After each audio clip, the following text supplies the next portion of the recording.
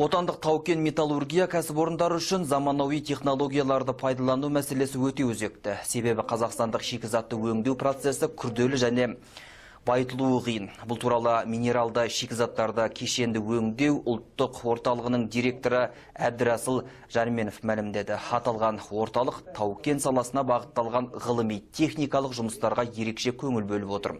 Орталықтың технологиясына жүгініп отырған шетелдік зауыттар да бар. Өзіміздің қазақстандық или шетелдік мекемелердің технологияларын, істеп тұрған заводтардың технологияларын ғана ары қарай жетілдіріп, жақсартуда ғана емес, біздің технологиялар бойынша дүние жүзінің түкпір-түкпірінде жаңадан заводтар салынды.